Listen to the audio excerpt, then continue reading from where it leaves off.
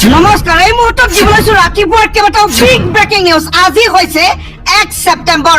গোটেই অসমৰ লগতে ভাৰতৰ বিভিন্ন প্ৰান্তৰ পৰা যুগুতোৱা হৈছে কেইবাটাও গুৰুত্বপূৰ্ণ খবৰ। মিয়া মুছলমানক লৈ মুখ্যমন্ত্ৰী হিমন্ত বিশ্ব শৰ্মাৰ কেইবাটাও বিস্ফোৰক মন্তব্য।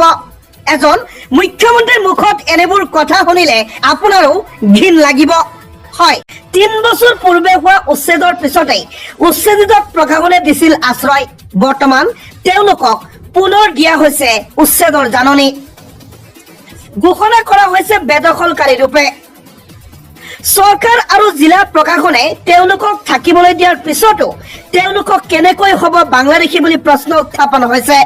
চৰকাৰ আৰু জিলা প্ৰশাসনে তেওঁলোকক থাকিবলৈ দিছিলে আৰু থাকিব দিয়াৰ পিছতে আকৌ সিহঁতক উচ্ছেদৰ জাননী দিছে। তাৰ লগতে বেদখলকাৰী বুলি মন্তব্য কৰিছে।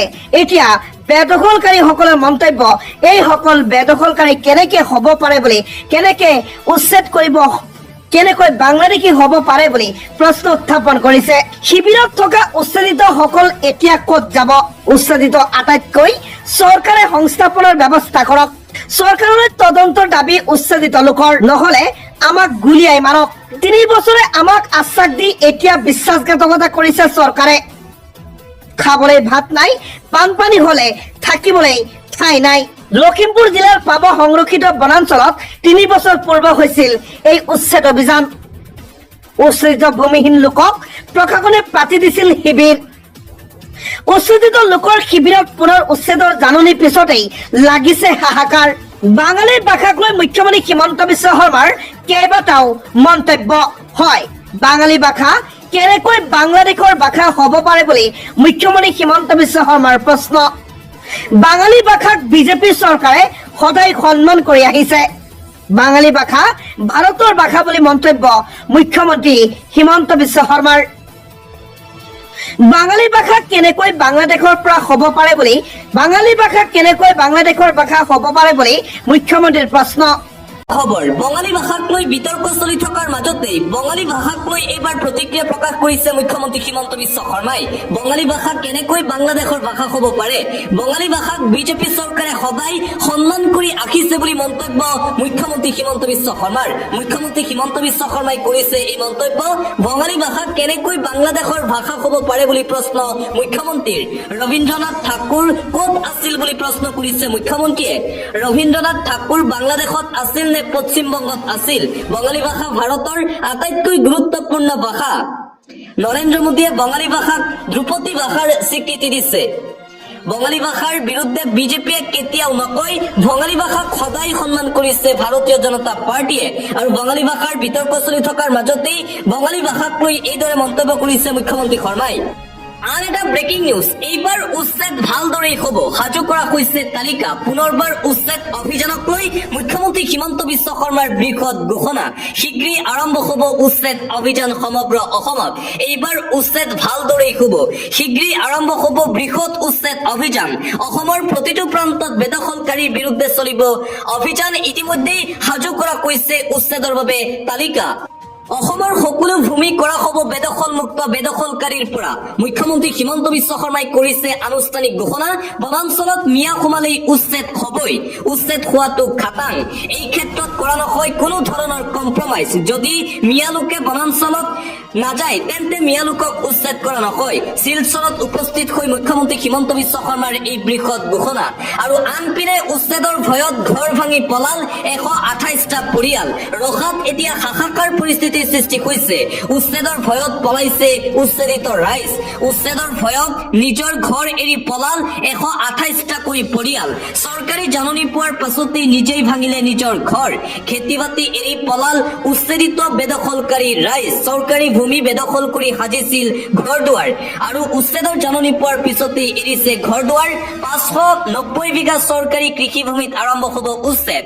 16 আগষ্টত উচ্ছেদৰ বাবে জাননী দিছিল প্ৰশাসনে। উচ্ছেদৰ পূৰ্বে ঘৰ দুৱাৰ ভাঙি খালী কৰিলে ঠাই। ৰখাৰ চেঙাজানত দেখা গ'ল এই বিশেষ দৃশ্য। উচ্ছেদৰ ভয়ত নিজৰ স্থান এৰি পেলাইছে উচ্ছেদিত ৰাইজ।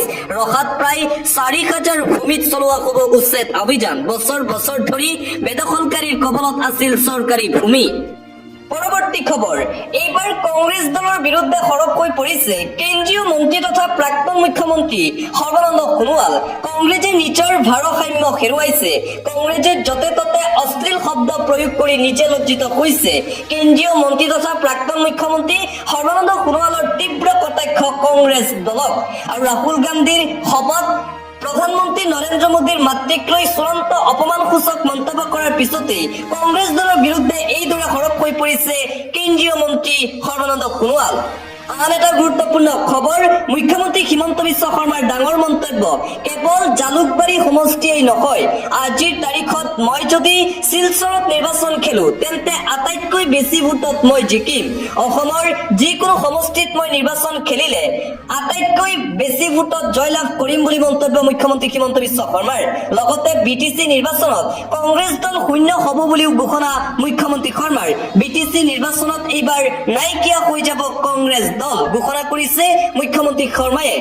আৰু আনপিনে মুখ্যমন্ত্ৰী হিমন্ত বিশ্ব শৰ্মাৰ এটা বিশেষ দৃশ্য ভাইৰেল হৈ পৰিছে। সদায় অচিনাকি মানুহ কৈ থকা মুখ্যমন্ত্ৰী হিমন্ত বিশ্ব শৰ্মাৰ লগত এইজন বিশেষ যুৱক, মূৰত টুপি আৰু পিন্ধনত আছে পাঞ্জাবী। ভাৰতীয় জনতা পাৰ্টিৰ সৈতে সংযুক্ত হোৱা মানে নিজৰো ভাল আৰু দখৰো ভাল। শীঘ্ৰেই ভাৰতীয় জনতা পাৰ্টিক যোগদান কৰিবলৈ এইজন যুৱকক পৰামৰ্শ দিছে মুখ্যমন্ত্ৰী হিমন্ত বিশ্ব শৰ্মাই।